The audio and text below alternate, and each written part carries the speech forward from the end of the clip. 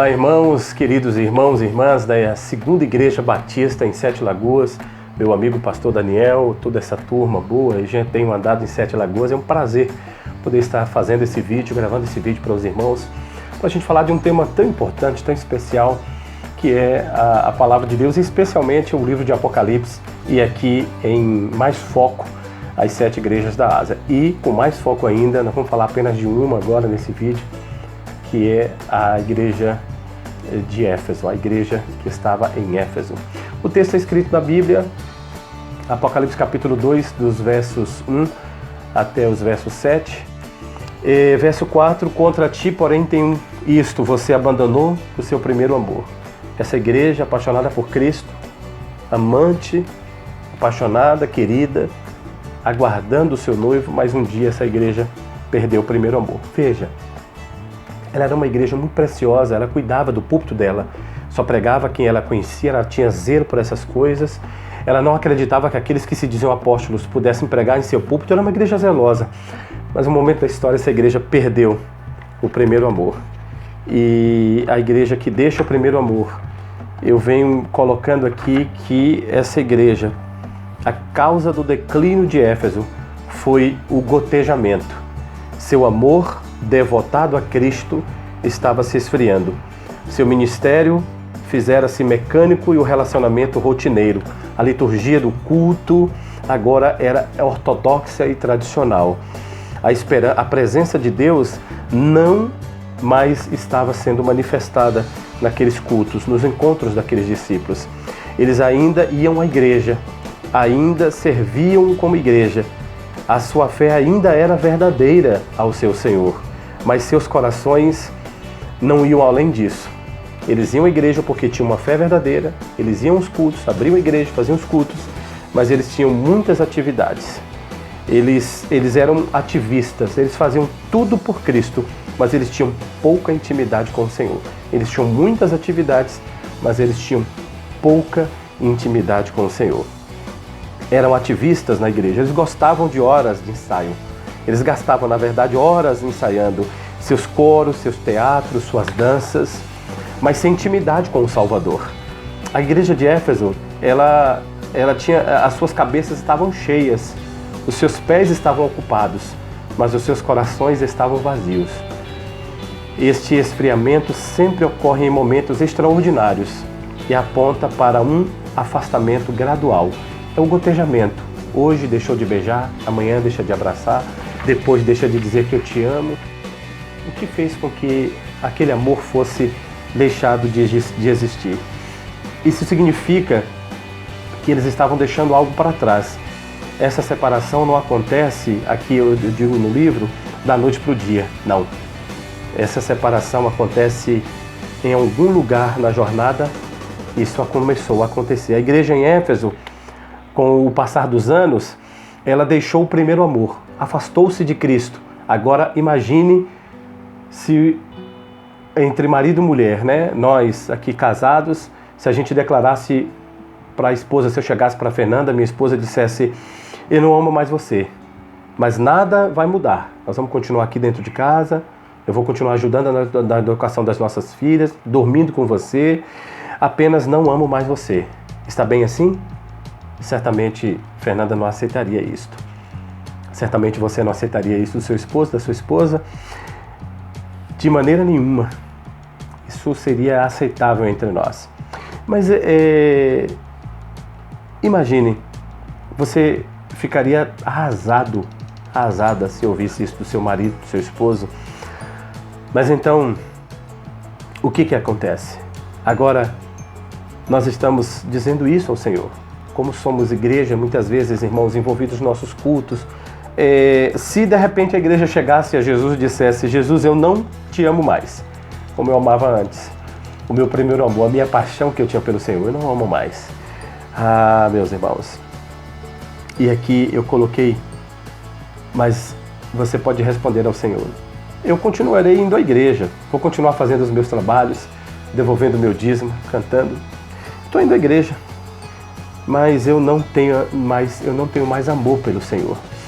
E aí diz que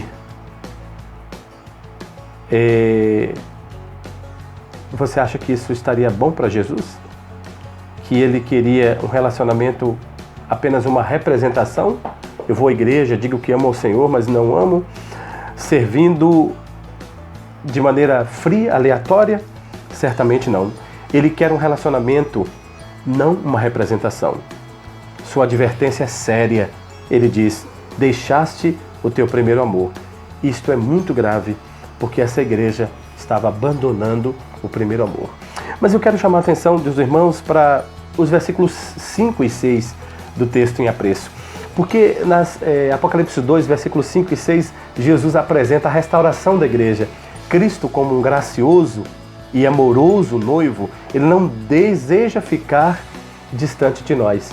O texto disse que ele tem um compromisso com a sua igreja e ele apresenta algumas atitudes que a igreja deve tomar para voltar a amá-lo novamente. O texto nos versos 5 e 6 diz: lembra-te, pois, de onde caíste, arrepende-te, pratica as primeiras obras. Quando não, brevemente te virei e tirarei do teu lugar o teu castiçal, e não se não te arrependeres. Tens, porém, isto, que aborreces as obras dos nicolaítas, as quais eu também aborreço. Então nós temos aqui algumas atitudes que a igreja precisa ter para voltar ao primeiro amor. Primeira atitude, lembrança. Cristo exorta: lembra-te de onde caíste. Eu acho que essas palavras devem ser consideradas dignas de nota. Lembre-se de como você amava Jesus. Lembre-se de como você, como um servo, como igreja, era apaixonado por Cristo, e ao decorrer da sua vida, você deixou de amar.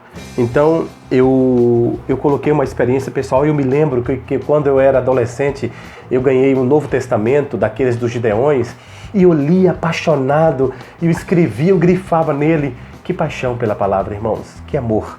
Você se lembra disso? Você se lembra das vezes que você orava, que você chorava orando com o Salvador, que você dizia que amava o Senhor, que os seus cultos eram cultos cheios da presença de Deus, mas hoje os nossos cultos parecem ser cultos dinâmicos, mecânicos, apenas cheios de técnicas, mas não da presença de Deus. A primeira atitude é lembrar.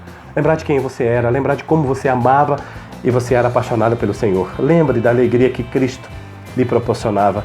Você realmente amava ao Senhor, estava apaixonado por Ele. Você consegue lembrar-se de onde você estava quando você foi tirado de lá, da cova, da lama, da sujeira do seu pecado? Você se lembra disso? Lembre disso, apaixone-se de novo por Jesus. A segunda atitude que ele diz é arrependimento. Cristo exorta: arrepende-te. Após trazermos a lembrança daquilo que a gente tinha com o Senhor, do tempo saudável de relacionamento, eu preciso me arrepender. Arrepender é quando eu olho para alguém e vejo que eu estou faltoso. Cristo é o nosso modelo, Cristo é o nosso espelho. Então eu olho para Cristo, vejo que Ele é perfeito, em minha imperfeição eu me arrependo. Arrependimento não é emoção, arrependimento é decisão. Mude sua vida, tome uma nova direção, volte a se apaixonar, ajoelhe-se, confesse a sua indiferença espiritual, volte o seu coração para Cristo. Isso é arrependimento. A recomendação de Tiago é: aproximemos-se de Deus e Ele se aproximará de vocês. Eu acho que isso discerne muito sobre a nossa vida. Primeiro, eu lembro. Segundo, eu me arrependo. E a terceira atitude é repetição. Repetição, pastor? Sim, repetição. Ele diz assim: não é arrependimento e depois repetidamente a gente esquecer, mas diz que é necessário, porém, arrependimento e depois frutos de arrependimento. Mateus 3, verso 8, Jesus exorta sobre isso, dizendo, e aí Jesus, aqui ele volta a dizer: a exortação de Cristo é clara como lindo dia de sol. Ele diz: pratica as primeiras obras. Volta a fazer aquilo que você fazia, pratique as primeiras obras com Cristo. Aquilo que você fazia no início da sua fé, a repetição de coisas boas. E aí Pedro, lá no Pentecostes, ele disse: olha, arrepende-se. E 3.000 almas naquele dia se arrependeram. Isso é marcante para nós. Eu acho que o arrependimento é algo muito importante. A quarta atitude, o texto diz que é persistir. O Senhor afirma: